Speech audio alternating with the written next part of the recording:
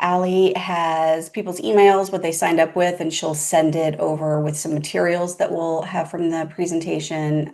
She'll send those to your email a little bit later this afternoon. All right.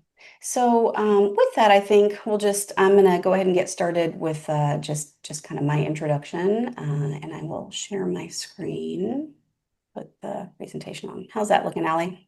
It looks perfect. Okay, cool. So, good morning to everyone. This is, I think it's our fourth or fifth coffee talk for Clinic HQ. And we just talk about things here that are of interest or relevant to high volume, nonprofit spay neuter clinics. And in this particular coffee talk, we are going to talk a little bit about pricing, but I just wanted to introduce myself. My name is Gina Clemmer. I'm the executive director and founder of Clinic HQ, and I also am the founder and director for First Nations Veterinary, do high volume spay neuter on Native reservations. And I'll let Allie introduce herself. Yep, I'm Allie. I work for both Clinic HQ and I'm the clinic coordinator for First Nations Vet, and I'll be the one monitoring the chat. So if you have any questions in there, go ahead or feel free to post in there, and we'll do like a short Q&A at the end of the talk also. Awesome. Thanks, Allie. All right. Well, with that, everyone's time is so precious. I'm just going to just dive right in to the presentation today. So, pricing analysis, high quality, high volume spay neuter clinics. I got really interested in thinking about pricing when I started looking for grants for First Nations veterinary for 2026. And I quickly realized that it's a tough playing field out there. The grants were not coming through kind of, like we thought they had been in previous years. And so I started thinking a little bit about this, and I wanted to take just a deeper dive into it that also coincides with a survey that was released last year. And I just want to go over the results of that survey, which sort of mirror my own sort of subjective experience. So this survey, which Allie is going to post in the chat for you, it was a survey done by the Nonprofit Finance Fund 2025 National State of the Nonprofit Sector Survey. So the nonprofit sector here are their main findings. So the nonprofit sector is essential, but under severe strain. And some of the key findings of it were that 86% of nonprofits report rising costs outpacing their funding. And that I think is what I was kind of intuitively experiencing. So as we order supplies from MWI and other places, just noticing that things were kind of creeping up. And the second finding that they found was 85% of organizations anticipate increased service demand in 2025, yet more than half doubt that they can actually meet that demand. And our own observations here, these are my own observations, not a part of the study, but that what I have noticed is that all national grant funders have moved to this model of access to care grants, which for many clients, those are essential services. But what the practical impact that it has had for high volume spay neuter clinics, which in our heyday, the funding for that was really like, I'm going to say, kind of mid 2000s is kind of where the heyday was, where everyone was into, funding high volume spay neuter. And now all the major funders, Maddie's Fund, World Humane, which is old, Humane, what is it? Old Humane, oh, Humane Society of the United yeah, States. Humane Society of the United States, yes. Um, uh, Best Friends, all those national funding organizations have moved to this kind of access to care model. And so, from just a real practical perspective, I mean, we only have so many hours in the day to provide services. And so, what that does is it dilutes spay neuter by taking these limited appointment spaces and being required to use a portion of them for wellness appointments. And so, I'm not saying it's right or wrong, but what I am saying is that it has had an impact on clinics that sort of used to get grants for just straight up high volume spay neuter. We're just no longer seeing that. If you're just a traditional high volume spay neuter clinic, most funders are requiring you to provide wellness services or emergency services along with those high volume spay neuter services.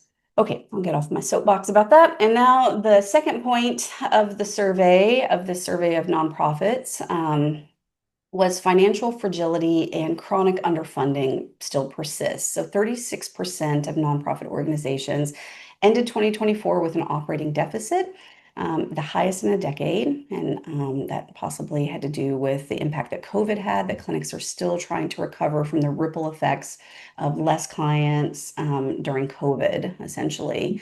Many clinics shut down during that time frame. Out of our clinics, I think we did analysis and we lost 8 clinics due to them just folding under COVID. So for those that survived COVID, awesome. We're so happy that you're still here doing your thing. 52% of these nonprofits have 3 months or less of cash on hand, leaving them vulnerable to disruptions and emergencies. We're seeing more natural disasters, things along those lines that can really stress clinics. If you do manage to get grants, many of those grants do not cover operating costs. So they are often required that they go right to medical, and you can't use it for just generalized operating costs. And then finally, this chronic underfunding limits nonprofits' ability to pay a living wage and invest in their infrastructure or build up their reserves. So I think many of the clinics on this call probably are facing these exact same challenges and this same exact financial landscape is my intuitive feeling of that. The third main point of this was that nonprofit workers are overextended and underpaid. So only 41% of organizations can pay all full-time staff a living wage. 69% cite local cost of living as a management challenge, and burnout is widespread across workers. Offering things like health insurance and retirement contributions are inconsistent, and many smaller nonprofits and clinics are not able to offer those things. And especially with the veterinary crunch that we're in, not being able to offer some of those benefits really reduces a clinic's ability to get a high volume spay neuter surgeon to come and work for their organization. So speaking of the cost of living, local cost of living, I wanted to just dive into that and share some information with you. So the cost of living, you'll hear that kind of thrown around a little bit in the media, and I want to just talk about what that is. So a cost of living is an official metrics where the Bureau of Labor Statistics, and there's some other organizations that construct their own local ones, like for your county, you can Google it. But basically, what it is what it costs for a bushel of goods. And a bushel of goods means if you go to the grocery store and you get bread, you get milk, you get lettuce, you get eggs, you get those sorts of things. And it's the rate of increase in prices from one year to the next. And so for 2025, the numbers came out just about 2 weeks ago from the Bureau of Labor Statistics, and the link is here in the presentation. We're going to give you the presentation in just a little bit, just in the chat, but here's what it essentially came up with. Basically, so far for 2025, where we see all items here, there is a 3% increase in the cost of living nationwide. And so, again, different metropolitan areas experience different things, but in general, we can use this 3% as just a benchmark for the cost of living nationwide. And so here, if we scroll down, some things that are really particularly relevant to clinics would be like utilities. And if we look at electricity and other utilities, what we can see is a 5% increase in electricity and an 11, almost 12% increase. And here it has utilities for gas services, but we can use that as kind of a proxy for overall utilities and the cost of those things.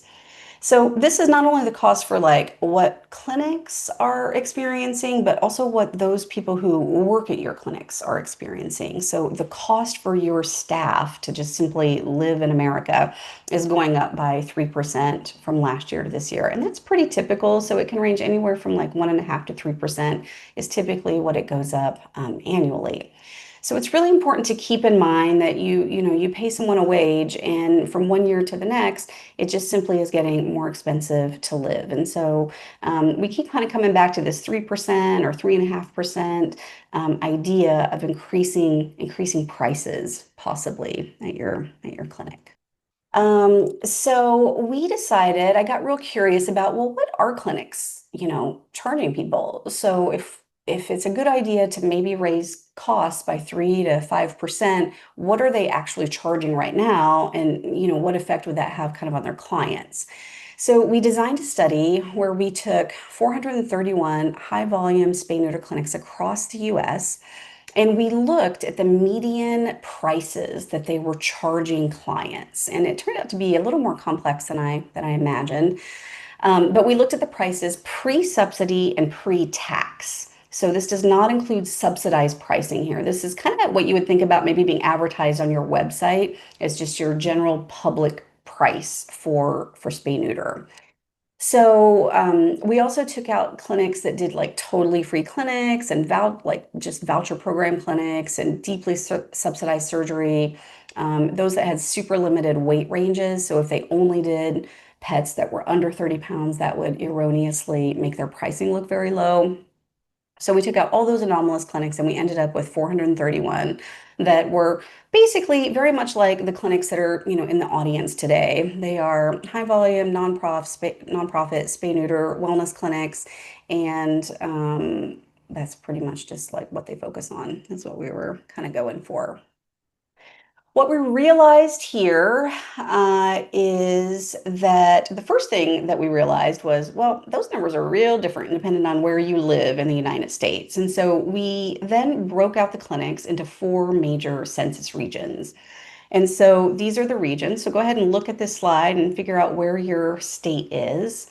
And that's the region we're going to refer back to these regions. So when you look at the subsequent slides, just know which region your state is included in.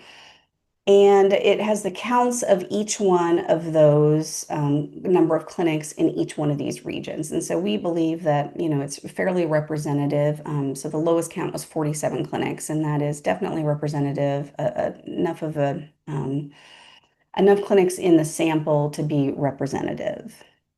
Okay, so the next thing that we realized that affected pricing, besides what region of the United States you lived in, is whether or not you did one of two pricing strategies. One is called stratified pricing, and one is simplified pricing.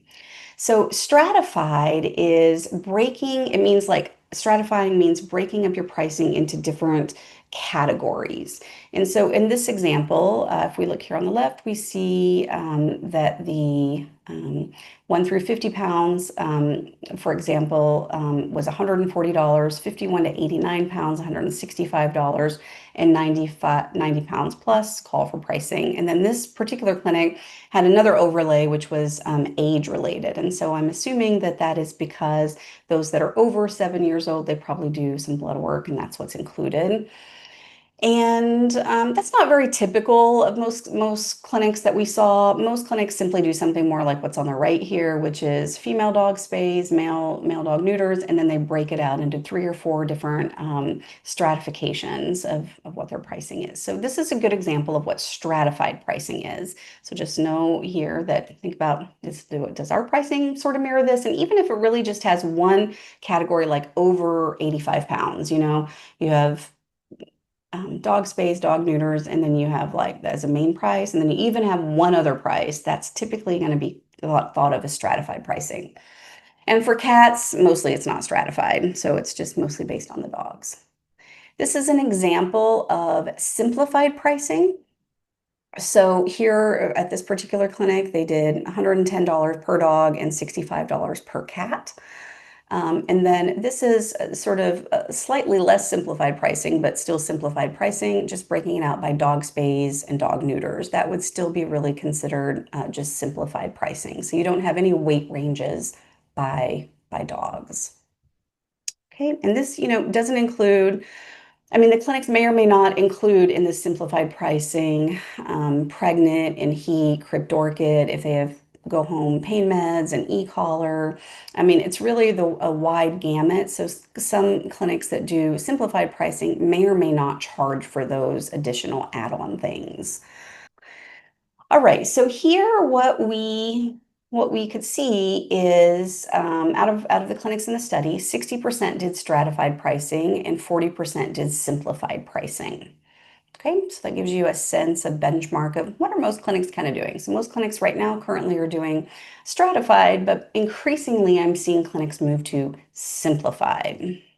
Okay, so let's talk just a little bit about the pros and cons. So for stratified pricing, the pros of that are that the costs match the supply that is used to do a spay neuter on whatever size dog it is. So if it's a super large dog, then the cost of your goods is kind of built into that additional top tier pricing.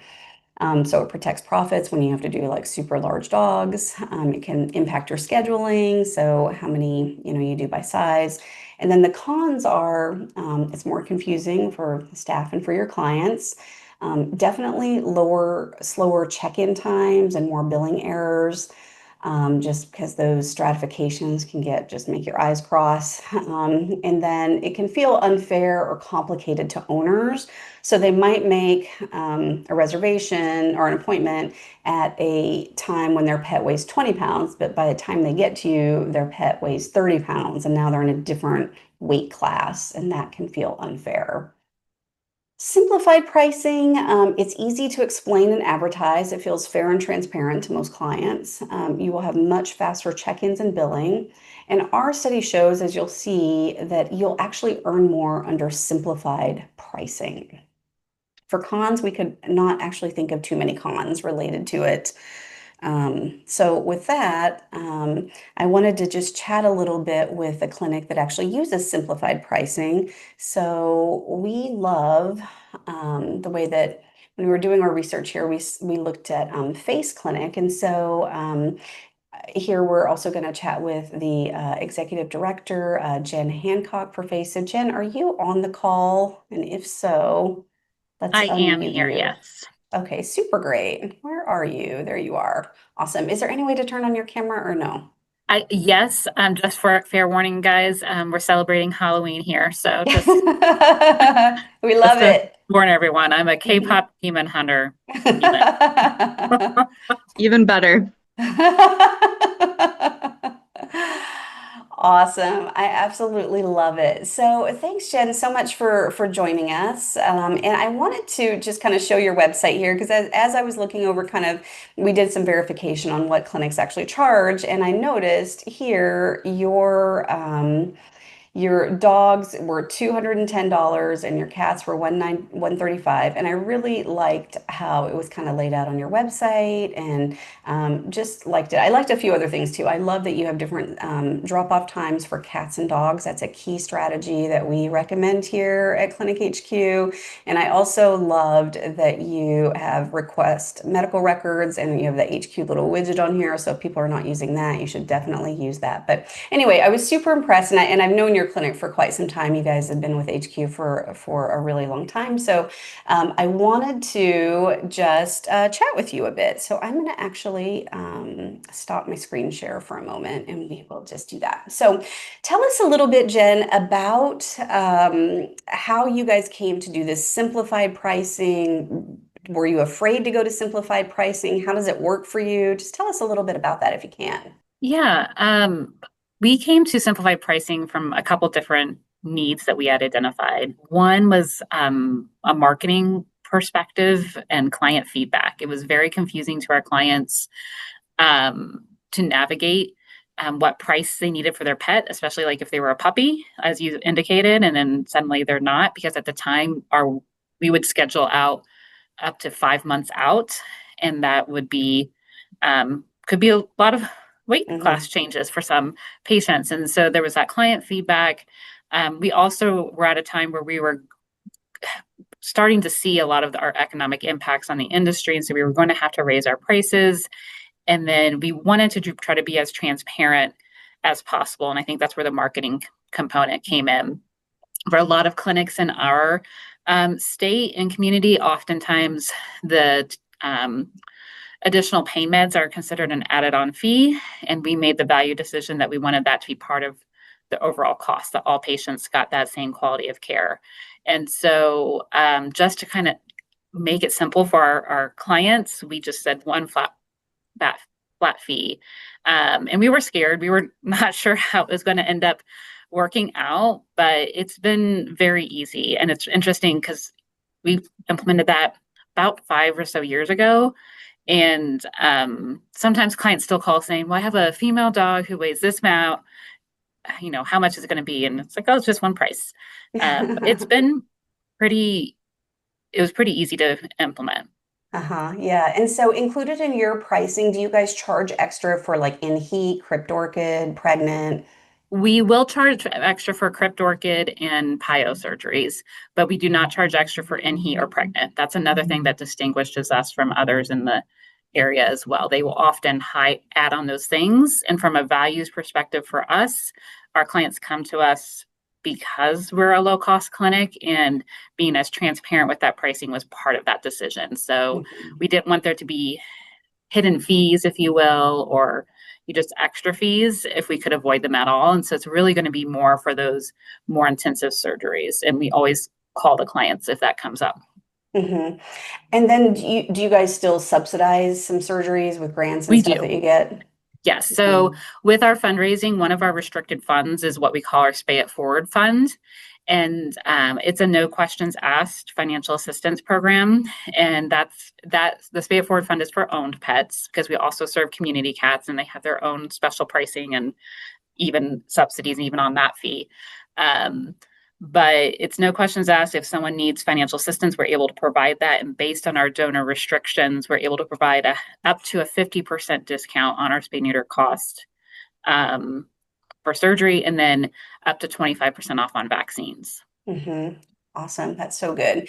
And so also you and I talked a little bit about this idea of one of our previous coffee talks kind of featured Pause Chicago, where they have priority scheduling. So they do targeted zip code, different pricing for that. And so I do want to make clear that that's really different than what I'm talking about with stratified pricing. So priority scheduling means that you focus on whatever your priority is. And in some cases, it's geographic. So for certain zip codes, or it can be for certain breeds, or it can be for low income clients or elderly clients or whatever your focus is. And so those are all built into HQ to just automatically do that. But you guys are kind of thinking about going to that model also, right, Jen? Yes, and we're kind of wanting to marry the two concepts. We've been testing the priority scheduling this year for dogs because that's usually the appointment that those who need those appointments the most struggle to get. And so we've been testing that out this year, and we're trying to get our financing in a position so we could add on simplified, transparent pricing based on the top intake zip codes. So we Hmm. kind of pair those two things together. I love that. Intakes from your local shelter. Correct. Yeah, Yeah. love it. Super good. So thank you so much for joining us. Love what Yes. you're doing. Appreciate you. So thank you. Keep doing Thank it. you. Keep going. Keep going. All right. So I'm going to jump back into the presentation here. So that is an example of a clinic that does the simplified pricing. And again, here's the link, but it's faceanimalclinic.org in Indianapolis, Indiana. And thank you to Jen so much for joining us and sharing with us how their clinic works. So I wanted to share some the actual data that we collected. So as I sort of did a deep dive and sort of adjusted for the factors of, okay, what region of the US are clinics in, and do they do stratified pricing or simplified pricing? And this is what we came up with. So the median means, so these prices here are the median for the clinics that were in the survey in each region. And so again, it's pre-subsidy, pre-tax, but the median, and why we did that instead of the average price. In an average, anyone who charges, let's say someone charged $30 and someone charged $250, those would kind of be considered like the outliers, and that would erroneously kind of inflate the numbers for what clinics are charging. So the median is typically how financial analysis is done, and it's the middle number. So what we did was we took the 400 plus clinics in our sample. And for Q2, so for April through June of this year, we took all the prices, and it was millions of prices basically. We took everything that they charged pre-subsidy to their clients, and then we took the middle value of that. So the number here, when you look at, for example, the median cost for a spay in the Midwest was $80. That's the middle value, and that means half the ones in the region charge more and half the ones in the region charge less. but you can think of it as what kind of a middle of the road value or a typical value is. And so what I would say is if you're looking in one of these regions and you charge less than the median, you really should think very hard about raising your rates. And even if you charge more than the median, I'm going to make a pitch that you maybe start to thinking about raising your rates a little bit, whether it be this year or next year. But so here, what we can see is that the median value for the Spay in the Midwest was 80. It was 120 in the Northeast. So very consistently across the board, the Northeast has higher cost of living, and they charge more for these things. And the South can very consistently charge much less than the other regions. So median value was 70, and in the West it was 99. I've also included the high values and the low values in the sample. So the highest value we had was 190, and the lowest one we had was 25. And the 25 was a legit value, so it's pre-subsidy, pre-tax, and it's not an anomalous kind of clinic. I mean, it is a small clinic that charges that, but those were sort of what the ranges were in each one. And these are for cats. So for cats only, these were the prices. Okay, and next we looked at stratified dog prices. So for a clinic, all clinics that had stratified pricing, meaning even if they just had one extra range, we included them. So if you're looking at thinking about your own pricing, you would be in stratified if you had extra ranges. And so the range and the number that's presented here is $152 for a Spay in the Midwest, and this would be the lowest base price. So from that 2 to 30 pounds or 2 to 40 pounds or whatever it is, this is the lowest base price for these clinics. So what we can see here for dog spays in the South, 113, in the West, 180, 277 in the Northeast. And then the highest one, this was the highest one overall. I guess it wasn't. There's one clinic in the South that charges 535 as the high value, and 50 was the low value. In the West, 600. And we're actually I'm seeing a trend kind of with very large humane societies that kind of build these community clinics as charging 500 to 600 for a Spay, even though they're supposed to be sort of nonprofit or low cost spay neuter. But anyway, these were the pricing for stratified. And for simplified, the pricing was 135 for Spays Midwest, 295 Northeast, 200 in the West, and 90 in the South. So if you currently have simplified pricing like Jen's group, and you would look sort of here and think about your own pricing. And it's just a really good time to think about, are you currently undervaluing your services compared to other clinics in your region? Then I got curious about, all right, is it better to have simplified or stratified pricing? And by better, I mean two primary things. Well, really three things. One is, do you earn more? So I think that's kind of the general assumption, is that you actually earn more when you have stratified pricing, or at least you earn enough to cover your expenses in a better way. I think the other assumption with it is that clients perhaps perceive it to be more fair, whereas I would suggest that simplified pricing feels more fair because they never kind of change weight classes. It's just always the price.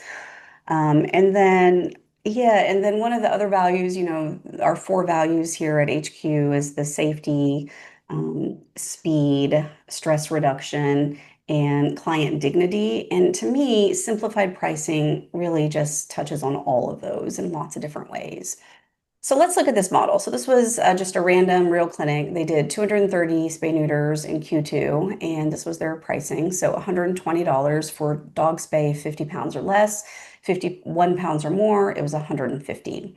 Dog neuters 100, cat neuters 80, and 90. Okay, and so what they earned was about 97,600 in Q2. I mean, and 24,400 in Q2. And if we multiply that by 4 for the year, it's 97,600. If we take those same exact 230 surgeries and put it into a simplified model, what we end up seeing here is that if they charge 135 for a dog spay and 100 for a dog neuter, so they're keeping their dog neuter price the same and all their other prices the same. They're simply collapsing the dog spay category to 135, which is the average of their ranges here. Then what they earn is 100,120. So their numbers start to go up again. And then one of the craziest things I found was the more you simplify, the more you make, actually. So I labeled this kind of pretty simplified. So meaning, and this is what even simplified clinics or think of themselves as simplified do, which is dog spay, dog neuter, and maybe cats.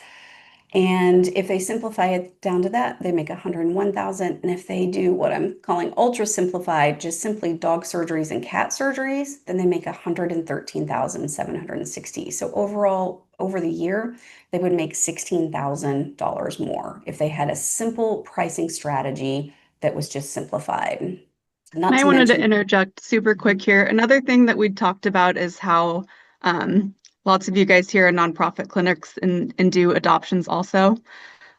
Just even removing barriers for bigger dogs to get fixed is a good idea too. Just, as we all know, the bigger dogs are harder to get adopted. So if we just like make it harder for those ones to get fixed, we're just kind of increasing that problem too. So yes, that's right, Allie. Thank you so much for that point. So the lesson here is the more you simplify, the more you earn. So let's look at one more example. So I have an Excel spreadsheet that I'm going to give to everyone in the chat where you can begin to analyze your own clinic. But I want to use one more example here.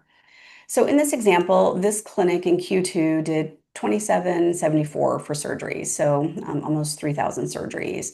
They had very, low costs basically. These were the prices. They did have actually a stratification for cats and for feral cats of $25. But what we can see is that they earn 809 220 for their annual projected income based on these stratifications. If we simplify that down, it goes to 835. We go to pretty simplified, 853. And finally, ultra simplified, simply just dog surgeries, cat surgeries. And I did leave the feral cats in just at 25 even. And we take their surgeries, then what we can see is that they have earned an extra $54,000 this year just by simply changing their pricing strategy to $120 overall for all dogs versus their categories here, which were 105, 115, and then 125. So it's essentially collapsing those categories and charging just a little bit more for all dogs instead of a little bit less for some dogs. And I know clinics might say, well, that's going to make some people mad. Maybe, but I mean, as we chat, I mean, what it will also do is for those that were actually paying more than this, it might make some people happy that it's a little bit less. So we're gonna, Allie's gonna post this spreadsheet in the chat, and you are welcome to take it. And what you would do is put in your own weight categories here, and you would go to Q2 in Clinic HQ. And you do that by going to the report section and doing a custom report. And you're breaking it out by sex and then by weight. And you can put in the weights there. You run the numbers in Clinic HQ and you can just run the report and look down at the bottom, and it's going to tell you how many surgeries were in each one of those for your Q2. And then you type in those numbers here, you put in what your prices are here, and it's going to run the model for you basically. So if you want to start to explore it, that is a super duper 20-minute analysis that you can do to see what you would earn, in 2026, let's say, by changing your prices. The second thing that we recommend for earning a little bit more is to add $2 on to the item that you sell the most. And in clinics, that is typically the 1-year rabies vaccine. So if this clinic, for example, had added on an additional $2 to their rabies vaccine, they would have earned almost $18,000 extra over what they earn. Let's say it was $15 was the median price for rabies vaccines across the board, regardless of region. So if they charge $17 instead of $15, they're going to earn an almost $20,000 from that. So combine that with the simplified pricing here, and they're earning almost an extra $70,000 by charging just really incrementally more, just very minute amounts. And it's so much easier on your staff, on your clients, on your accountant, on everyone to simply have this simplified pricing. So here are our suggestions. Maybe raise your overall rates. So just generally, maybe by 3 to 5%, raise your overall rates, move to a simplified pricing model, raise your rabies vaccine by $2, add in our new donated admin fee. So if you make that at 3.5% for every $100,000, and it adds an extra $3,500 that you collect in donations. And if you're paying more for microchips than $4.95, move to pet established chips, which are $4.95. So I know many of our clinics pay $6 or $7 for their microchips from various companies. So right then and there, if you sell, let's say, 5,000 microchips and you reduce your cost by $2, then you're saving $10,000. So that's just extra money for you that could go into other services. And here I want to talk just a little bit about how you might actually begin to do the price increase. So I'm going to show you in Clinic HQ how to adjust your prices, but the first thing you'd want to do is maybe chat with your board about how, can you raise your prices? And Allie is going to now post this actual presentation into the chat so you can download it and share it with your board. You can then next chat with your volume clients. So you'll need to think about our analysis really focused on public clients, but you can begin to think about what your pricing strategy might be for volume clients. And maybe you just simply increase the prices, for everyone across the board. And you can blast that out using the HQ Blast tool. It's a very easy lift. You don't have to have lots of in-depth conversations with your volume clients. You can simply post it there and they would get notice of your price increase. You would change the prices on your website. And here I want to make it really clear in HQ, when you change the prices, it doesn't change it retroactively for everyone who has an appointment with you. It changes it going forward. So from the moment that you change it in Clinic HQ, every new person who makes an appointment with you is going to get the new pricing, but you're still honoring the original pricing. So whatever they booked at originally is still going to be the price that is in Clinic HQ. And I would think about maybe starting January 1st, just changing the prices. So in Clinic HQ, we have a little tool to let you change prices. So if you go to settings, services and products, and here let's go to surgery. As you can see, we're already set up for fairly simplified kind of pricing. And what you can do here then is use this little tool under actions and increase prices. And here you would change it to surgery and you could put in, let's say, a 5% increase across the board for public clients or maybe for public and volume clients. And then when you do that, it simply changes the prices by 5%. And voila, you have changed your prices. You just change your prices, basically. And so going forward, everyone who makes an appointment will get this new price. So that, I think, is a pretty easy lift to actually change the prices. So that is all I have for you in terms of data to share with you about this. Okay, well, with that, we will end the coffee talk. We're going to make the recording available. Allie will email out a link a little later, and it will be at university.clinichq.com. We're going to put it under the coffee talk section, and we appreciate it.